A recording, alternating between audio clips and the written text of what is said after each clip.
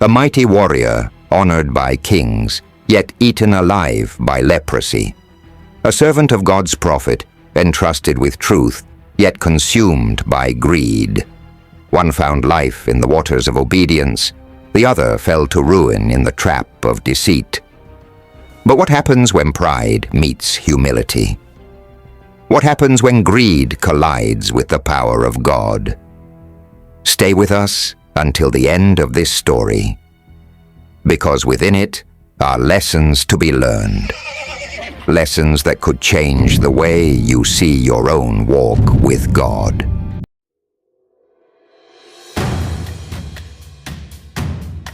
Naaman was not an ordinary man. Scripture says, "Now Naaman, captain of the host of the king of Syria, was a great man with his master, and honorable, because by him the Lord had given deliverance unto Syria. He was also a mighty man in valor, but he was a leper." 2 Kings 5:1. He was a decorated general, respected, powerful, wealthy, admired. But hidden beneath his armor was a secret shame, leprosy. The disease ate away at his skin and reminded him daily that no matter how great you are in the eyes of men, there are problems only God can solve. Isn't that true of life? You can have wealth, power, and influence, but still carry a wound that none of these can heal. Naaman's leprosy represents the brokenness of humanity. No man is truly whole without God. In Naaman's household was a young girl from Israel, taken captive during a Syrian raid. Though she was a slave, far from home and mistreated by life, her faith remained unshaken.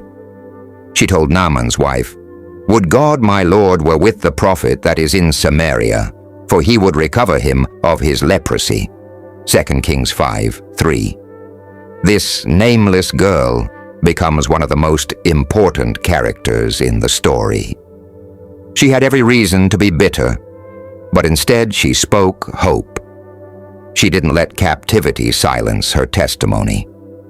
Sometimes God uses the least likely people in the lowest positions to point kings and generals toward salvation. When Naaman heard this, hope flickered in his heart. He went to the king of Syria, who wrote a letter to Israel's king requesting Naaman's healing. The king of Israel panicked, thinking, "Am I God, to kill and to make alive, that this man doth send unto me to recover a man of his leprosy?" 2 Kings 5:7. But Elisha the prophet heard about it and sent word, "Let him come now to me, and he shall know that there is a prophet in Israel." 2 Kings 5:80. Notice this. Sometimes men look for solutions in kings, governments, and human power. But true healing is not in the palace. It's in the presence of God. Naaman arrived at Elisha's house with horses, chariots, and gifts. But instead of greeting him personally, Elisha sent a messenger with simple instructions. "Go and wash in Jordan 7 times.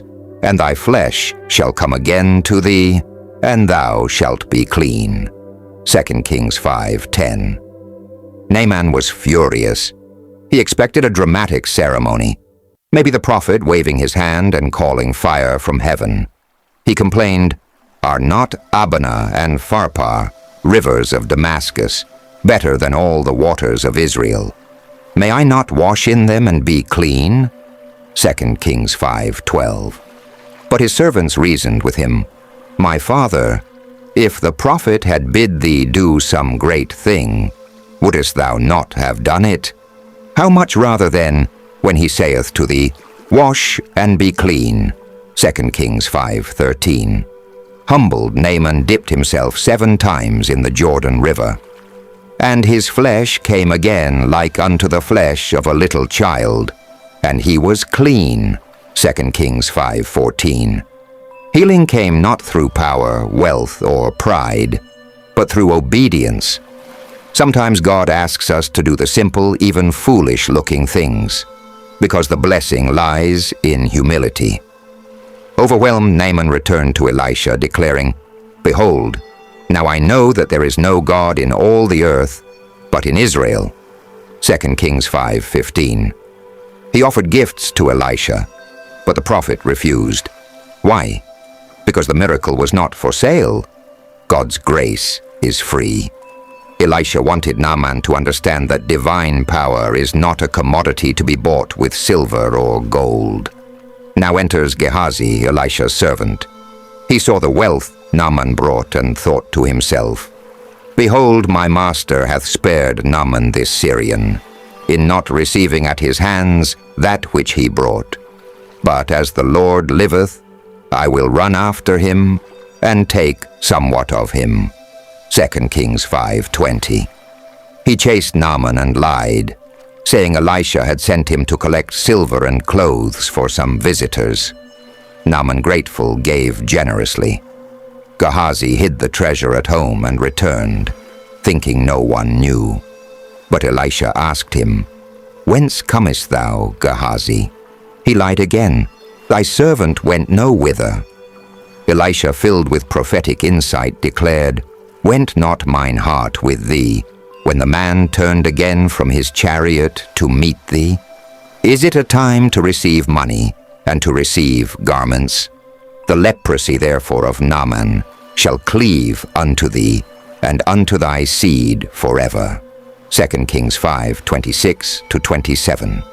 And Gehazi went out from Elisha's presence, leprous, white as snow. What a contrast! Naaman the foreigner was healed because of humility. Gehazi the insider was cursed because of greed. The one who sought God's grace found life. The one who sought selfish gain found destruction.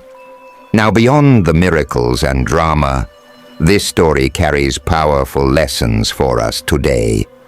What can we learn from a foreign general who found healing, and from a servant who lost everything through greed?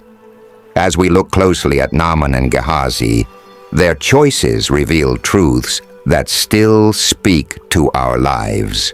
Naaman's story begins with a little Israelite girl taken captive during war, who became a servant in his household.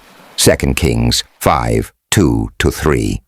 She had no title, no wealth, and no position, yet her faith gave her a voice. It was through her simple words of confidence in the prophet Elisha that Naaman's path to healing began. This shows us that God often uses the least expected people to reveal his power. No one is too small or insignificant for God to work through. Despite his rank and victories, Naaman's greatness as a general could not cure his leprosy.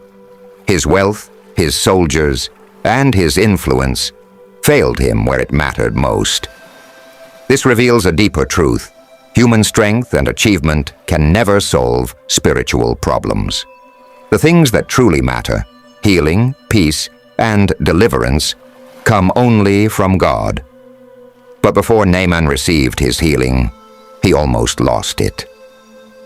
When Elisha sent a simple command, instead of meeting him with pomp and honor, Naaman's pride flared up. He was offended by the method, not realizing that the power was in obedience, not ceremony. Pride became his enemy, blinding him to the very miracle he was seeking. Only when Naaman humbled himself and fully obeyed did the miracle unfold. It was not at dip number 1 or dip number 3, but after the 7th dip in the Jordan that his skin became like that of a child. 2 Kings 5:14. His story teaches that partial obedience brings no blessing, but complete obedience opens the door to God's miracles. Naaman's healing was not just physical, it was spiritual. After experiencing the power of God, he declared, "Now I know that there is no God in all the world except in Israel." 2 Kings 5:15. His encounter with God transformed him from a proud warrior into a worshiper, proving that every miracle God performs is meant to turn hearts back to him. While Naaman's journey points to the power of faith and obedience, Gehazi's story stands as a warning about greed and deception. Gehazi had seen the miracle firsthand, yet his heart was twisted by desire. When Elisha refused Naaman's gifts, Gehazi could not let them go. He ran after Naaman, lied, and collected treasures for himself.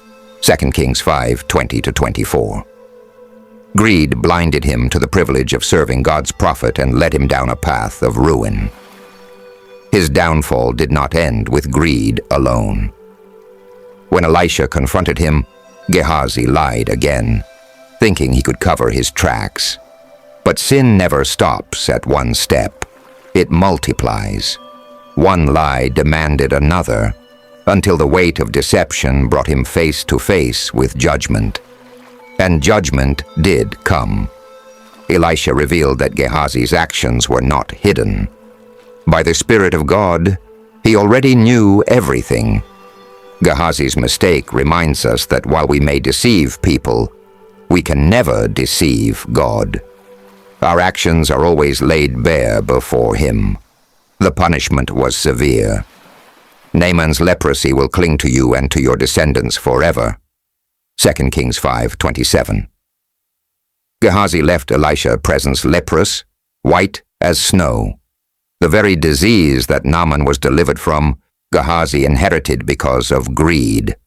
What God frees others from, we can still fall into if we harden our hearts.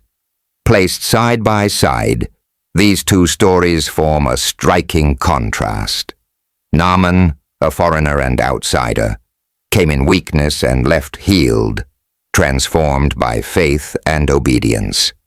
Gehazi, an insider close to the prophet of God, squandered his place of honor through greed and deceit, leaving cursed and broken.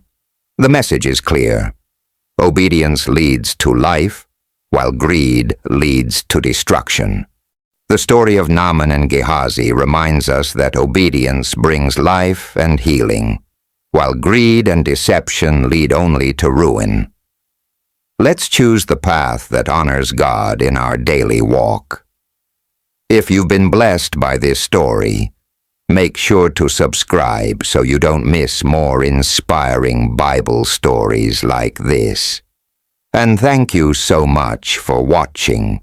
We truly appreciate you being part of this journey.